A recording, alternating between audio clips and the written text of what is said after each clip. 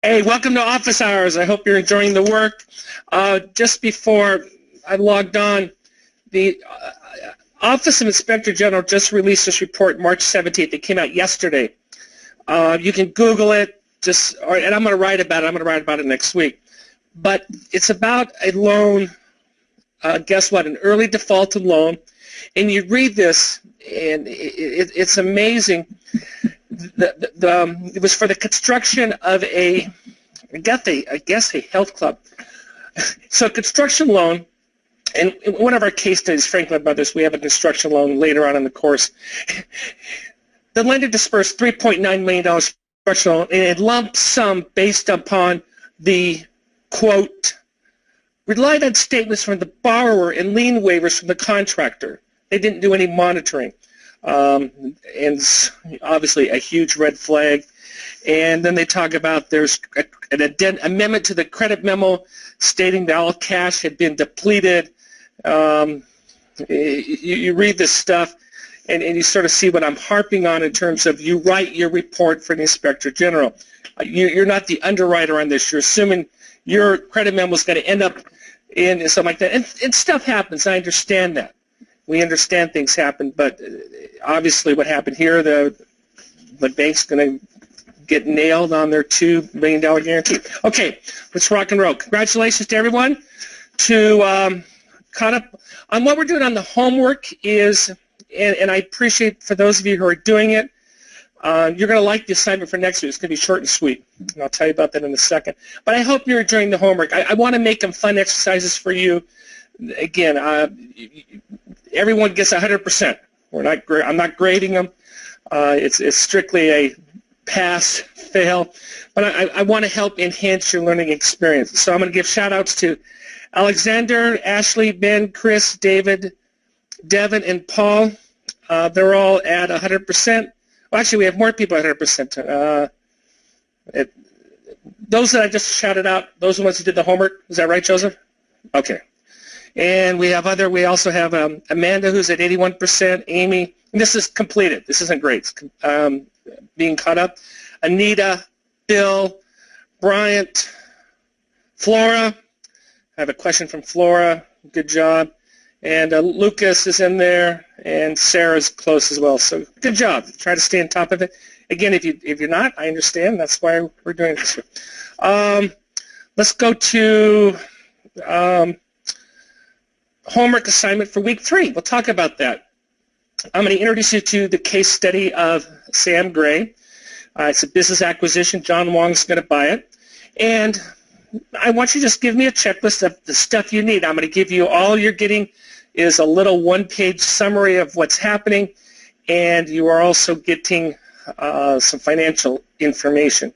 So business acquisition, you have two things. Either give me a list of what you want as the underwriter, and I've given you the SBA 7A checklist, so it's pretty simple.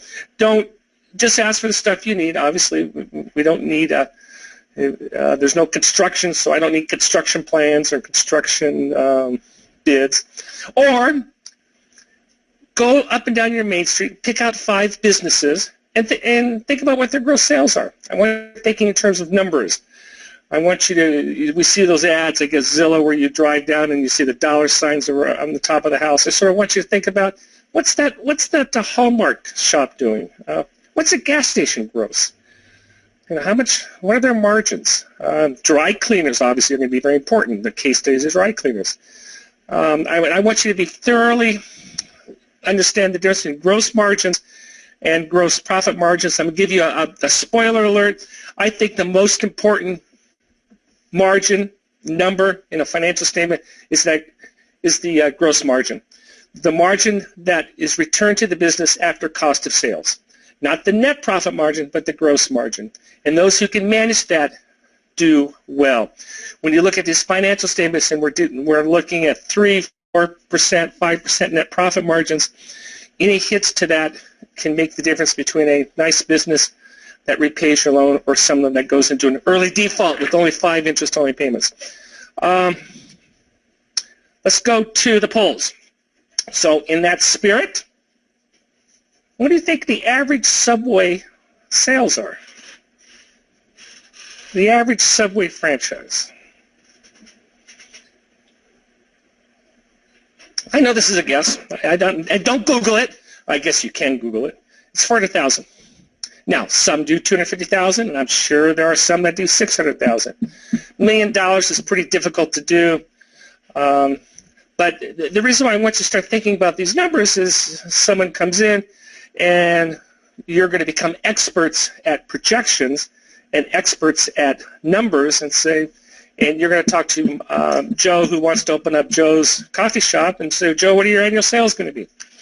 Back to that gross profit margin thing. Everybody gets so excited about sales. Sales as a number don't mean anything. Don't mean anything? Doesn't mean anything. Sales, it depends of what the sales are. A huge takeaway for the new people in this course, and I know you veterans understand this, is when someone says, hey, I'm going to double my sales next year, the experienced underwriter sees nothing but red flags and goes, whoa, because someone who doubles their sales, that's going to just be a tremendous shock on cash flow. Your portfolio, the world is littered with people whose sales have grown and they don't have the capital to support that growth. Let's go to question number 2. And these are things that I believe you should know, because you will be looking at restaurants. I was the world's worst underwriter. Every restaurant loan I made failed. I shouldn't say everyone, but I certainly should not have been underwriting restaurants. And I certainly didn't understand this, but what do you think? What do you think the labor cost should be? Yeah, 30%. 25% would be outstanding.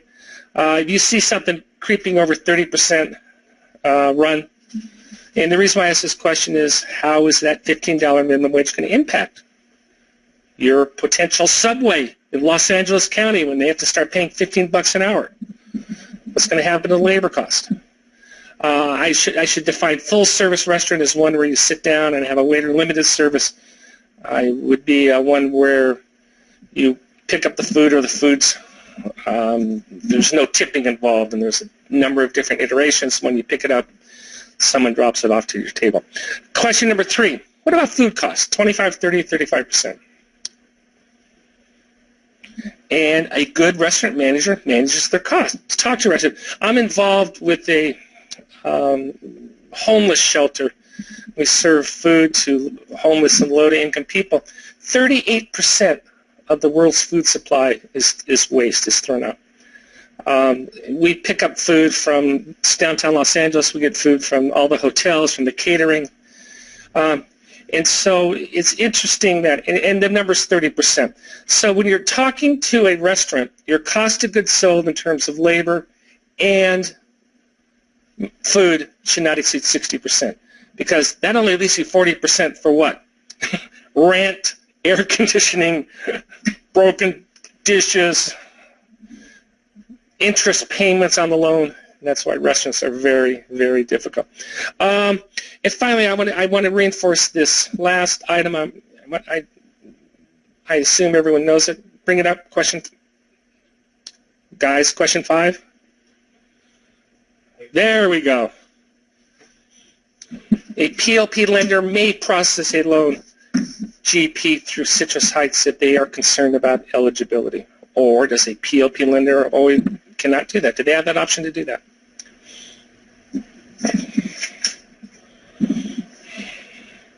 Yes, that's true. And that's why I wanted to make sure that is something for the 15% who answered no. You have the option to do that. It's in your toolkit. Don't be afraid to do that. Now you're not going to get it. It's going to take you maybe 30 days to get approved.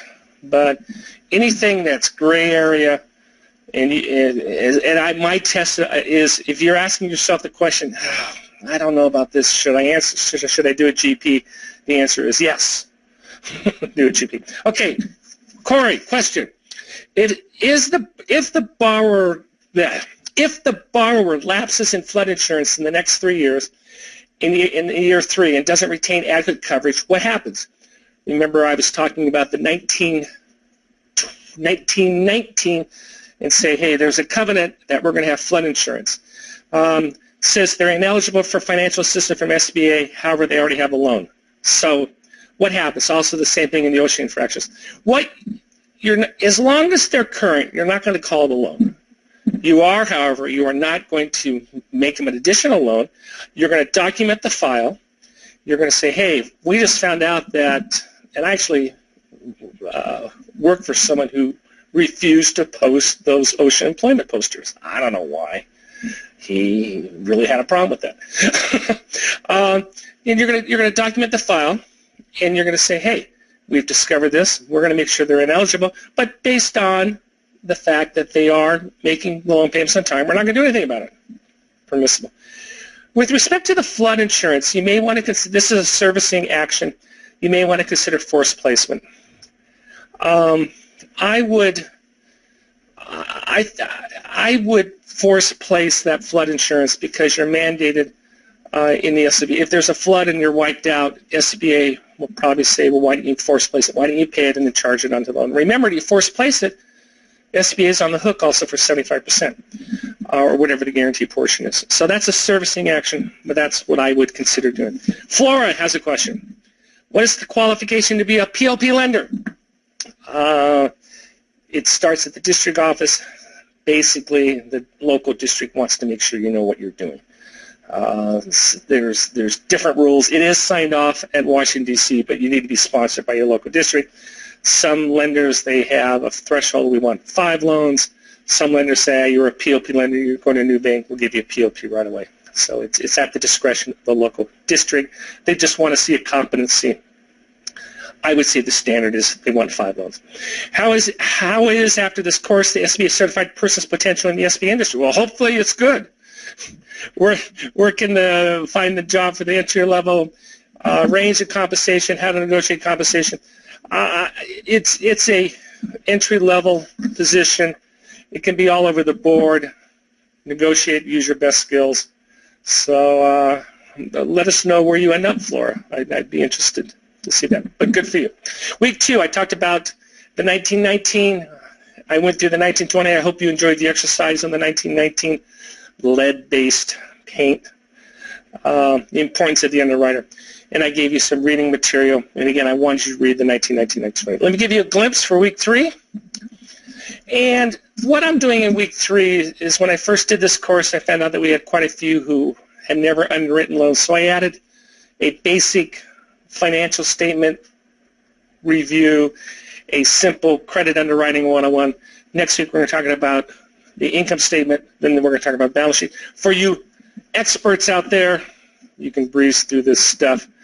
But I wanted to do that. To make it a little bit more interesting, I am introducing Gray's dry cleaning to give it a life of its own. I have a little guide that I pulled off from Illinois SBDC. It's a fairly decent guide on introduction to financial statements. For those of you who know what you're doing, you certainly don't need to read that. Go to the SOP, read pages 193 and 196. There we're talking checklist stuff. And I want you to, and I actually do give you the actual guarantee checklist. So thinking about what items you need, I like to be as efficient as possible. So you may want to consider what you want the business development officer to have. I know we just had a standard list of stuff that we needed, and we wanted to get that. And we give you the Gray's case study, and we had these, do we have that guide? I can show them. Back in 2011, we rewrote these great underwriting guides, and I thought they were great. We showed them to people, and they said, those are great. We couldn't sell them, so we no longer do that. So we had these nice guides. They were in a nice book anyway. But the information is still there. And so I think you will enjoy them. And 15 minutes, I respect your time. Do we have any outstanding questions in the queue, guys? No. I hope you're enjoying it. I love the feedback. See, Paul gave me feedback. He said he liked the 10-minute segments versus the 1 hour straight, so thank you for that. And just keep on giving me feedback on what you like and what you don't like and how we can do this better. And I think you're going to enjoy the homework assignment on the 5 businesses. And shake it up. Think about, what's that ARCO? What's that ARCO? What are they gross? There may be some borrowers they have, but think about the restaurants and obviously dry cleaners. because we have a dry cleaning case. With that, everyone enjoy the weekend. We'll talk to you next Friday. Thank you.